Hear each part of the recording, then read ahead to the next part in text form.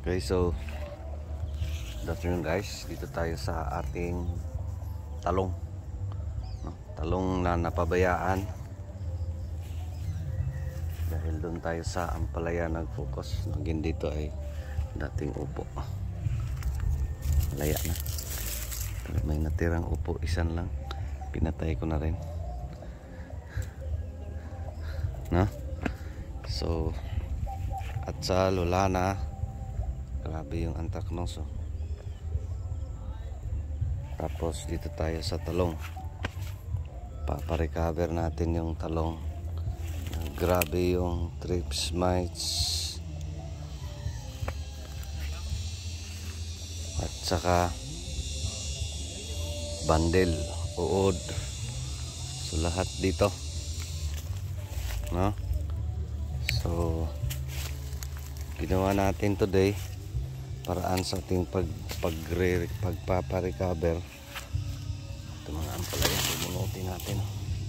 Maraming mites yan, no? So dinamuhan natin, yun na ng damo. Ayan. Marami pang mga hinog na unga. Ayay. Pati sanga, no? So paano magpa-recover? So first step, spray natin ng herbicides yung area, contact herbicides, no? Dahil napakahaba na ng mga damo, so tinanggalan natin ng mga matataas na damo, mga ganyan, no?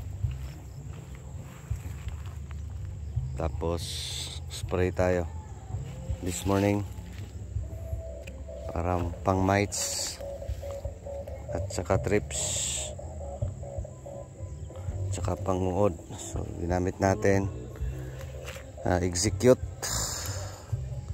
mix Privaton plus fungicides tayo na Galileo, no?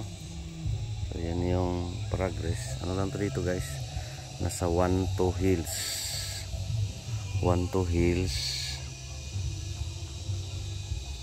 pero times 2 kasi tigdadalawang puno to per hill, no? So in short, nasa 2,000 plus kapuno. Grabe na to, uod, kasi wala, pinabayaan ng isang buwan, lampas. So kaya ba maka-recover pag may mga ganitong itsura? Again, dito sa talong mas madali lang ipa-recover, no? Provided may ulan. So may ulan na sa area, so ito medyo may mga ano na, no? So twice na tayo nakaspray. Spray tayo kanina, tapos last spray natin ay nung Monday, ngayon ay Friday. So ito na yung first progress, no? Mapapansin niyo, grabe yung infestation sa thrips tsaka mites. Ganyan yung mukha sa mga dahon pag severe, no? So since ito ay talong, once mahulog yung mga dahon na yan, lalabas yung mga bagong talbos. So ito is yung first progress, no? So in short, dalawang spray na tayo, no? So may mga ano pa rin, shoot borers pa rin. Ito wala lanta, no? Yan, borer, namamatay na yan. Systemic yung ano natin. Ito buhay pa. Ayan, ano, natigok, no? So at least yan yung mukha, no? So may after 4 days may mga makikita na tayong medyo violet ng mga talbos. So yan yung sign sa progress, na may progress, no? So, medyo ano na to, tinanim natin to last, ano ba yun, October ba yun, November, hindi ko na maalala, no? Sabay kasi to sa atsalong, kasi to atsal tsaka talong, no? So tapos nung uminit, hinayaan natin, doon tayo nag-focus sa ampalaya. Kaya napabayaan to kasi limited lang yung tao natin, 4 ngayon din, ano lang, 4, yung 4 na lang, no? Di ko na kailangan yung maraming tao.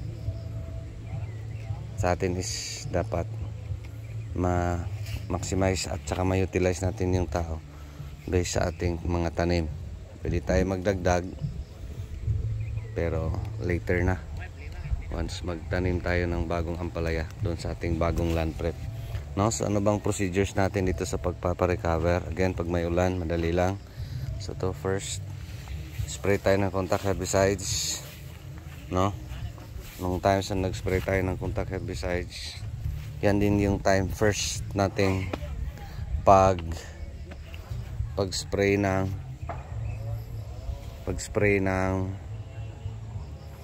insecticides at saka fungicides, no? Walang foliar, no? So ngayon nag-foliar tayo. So yung first walang foliar, ngayon ay nag-foliar tayo gamit yung Peters.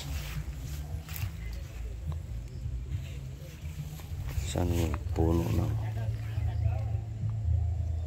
Tiwas og apply daw.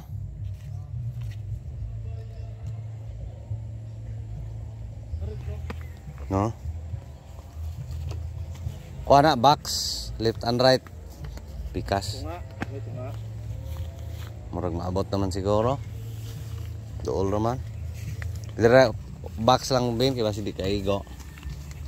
Ala kay daghana ha, ginagmay ra na. Murag hapon ya. Box Robert. Square ra ba? Upat walay tunga. No, so first is yung pag-spray ng herbicide sa paligid. Tapos spray ng insecticides at fungicides. So today, after 4 days, so ganito yan, 3 to 4 days gap dito sa talong best mag-spray. So of course dito, meron din ito fungus, no? Tawag nito ay yellow mosaic virus, no? Ito yung problema sa talong. So lalo dito is grabe yung anthracnose sa area. Yung mga atsal natin severe.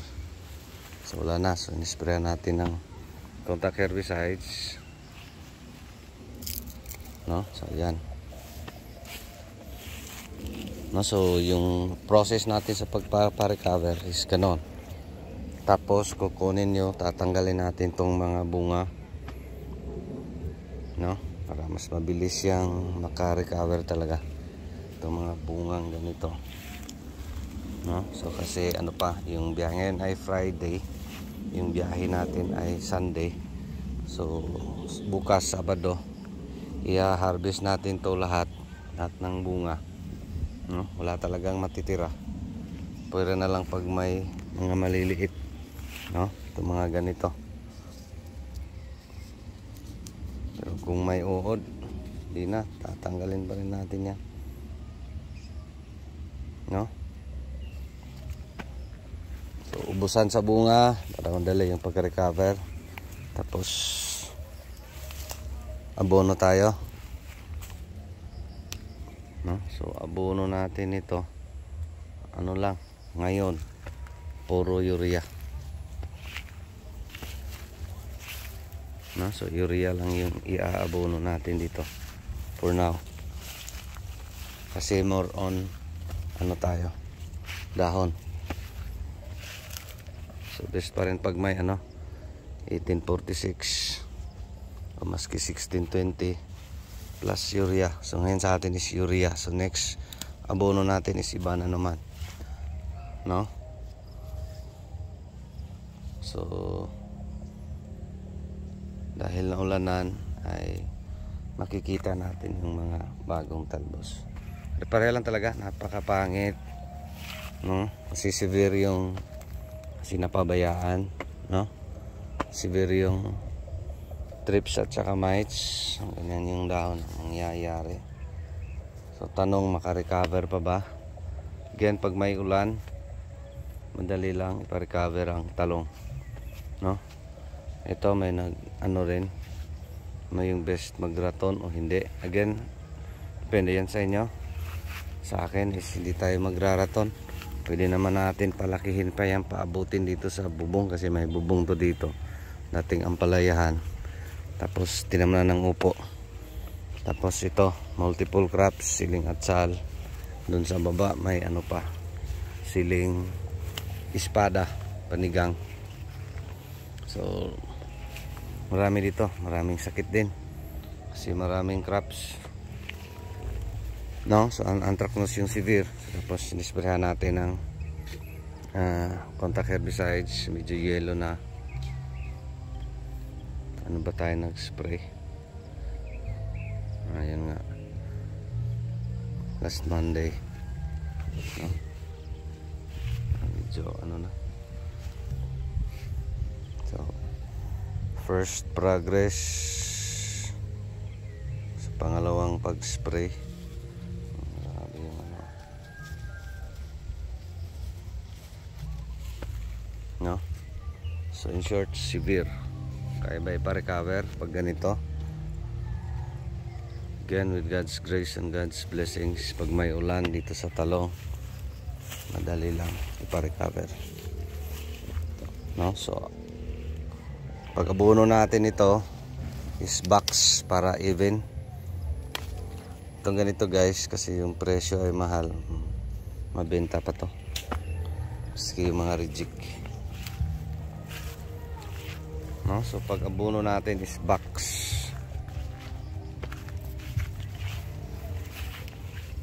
Square. Puro lang urea,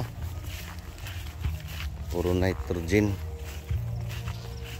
no? So ito yung mga mukha. Oh yan, so violet na, grabing damo. Ito maragula ni nabis. Green buhay pamangyapon. So urea lang, konti-konti, left and right box.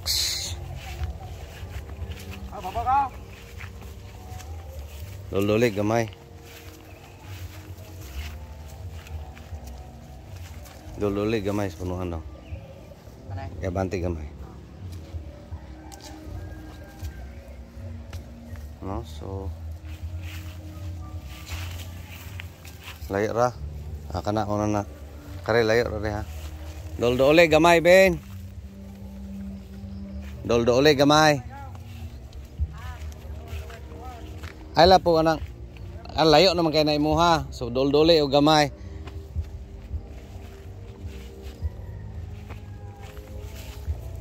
No? So urea lang, puro urea.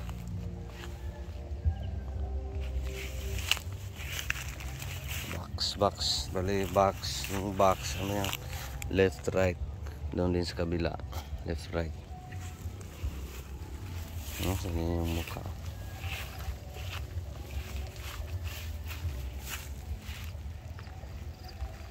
Layo rak aire, lolo ule, no? So pareho lang to, ganito lahat. Of course may mga portion na grabe yung ano, ganyan. Di man ipaliya. Grabe po layo are ah. Pati layo are. Napay wala are. Are do. Nawar ako distansya oh. Natanawan ninyo kare karon naitsahan ako kuan. Naitsahan ako og ang sili nga punuan.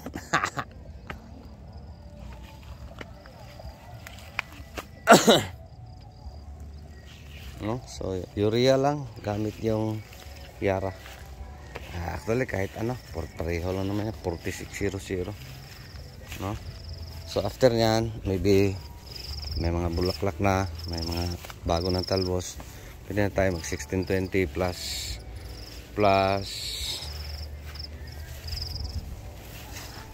ito pa usa ka tudling ato Bert tunggang gagmay 1620 plus alagay daghana puting daghana lagi hari putias mahay lagi hindi na kaigo no, so ano Yara Viking ship.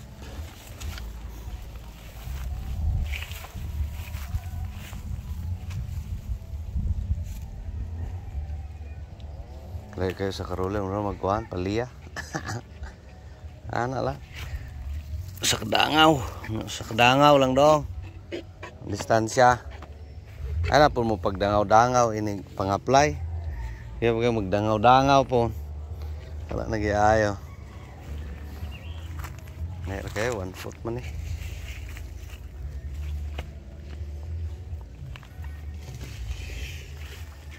Siguro nasaksako eh.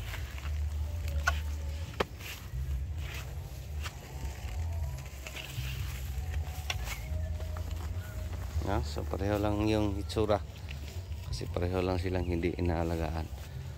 No, so next pakain nito pwede 1620 plus complete. Adjust. Kung wala, pwede rin yung winner at Nitrabor.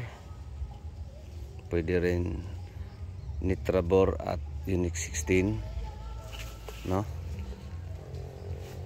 Yan yung paraan natin sa pag-abono. Tapos once mga toy na, pwede na winner Nitrabor maintenance or 1620 plus complete yung maintenance na abono. Ganun lang. No? So dito granules tayo. Ayan, side dress gamit yung back side dress, no? So left and right, tapos dun sa kabilang side left and right din, no? So tapos bukas short duty minimal bird para mag-harvest ng maski 1 hour lang guro, di abtan siguro ni 1 hour niya eh. Harvest namin itong lahat ng bunga ng talong. Kasi wala kaming times pag Sunday na, di na kaya kasi magdaginot pa kami dun sa aming ampalaya. No? So dapat tatanggalin to, itong mga ito, mga bunga, mga hinog, itong mga ganito, mga reject, may okay man maski malit. Kasi gusto natin sabayin sila, no? Ubusan ng bunga. Ito yung mga ganito yung matitira. Titira natin. So lahat ng bunga ay kukunin natin. So yun na. Tapos yung spraying, yun na yung maintenance, no? Execute or any abamectin mix ng pang-uod. So once wala na, so pwede na alternate ng pang-uod lang, no? Pwede exalt dito, gold, pre-baton, nagkutitso tayo. So depende sa itsura ng ating mga talong, no? So again dito, yeah, box distansya sa puno dapat mga isang dangka lang, isang ganyan, di pwede sobra kalayo. So kasi dito layo naman yung mga ugat ng talong, no? So sa atin is more tayo dito sa dahon. So yung pag-aabono, adjust kung ano yung mukha, no? So again, severe uod, severe thrips and mites, no? So dito may white flies din, no? Tapos ito yung muka. No, so progress natin next week by week yung progression natin sa ngayon ay Friday, August 15. Happy Fiesta Senior San Roque. No, so next update natin next Friday din. No, so weekly yung update, yung progress papakita natin dito sa ating talong na napabayaan at ating muling aalagaan kung makaka-recover ba o hindi. No? Yan. Yan yung mukha. No, silang guys, maraming salamat. So yan yung paraan natin paano magpa-recover sa talong. Again dito, provided may ulan, mas madali lang magpapa-recover ng talong, no? Pag may ulan. So sa atin yan yung talaga pinaka kailangan. So dapat may ulan dito sa talong kasi ditong lupa dito is talaga madali mag-dry, no? So kaya ginawa natin, lagyan natin ng risals to. May mga risals yan. May kasi bato-bato to dito. Medyo may bato-bato, mga malilit na bato. So yan yung mahirap. Buti pa yung yung mga itim na lupa. Nakaganda yan sa talong.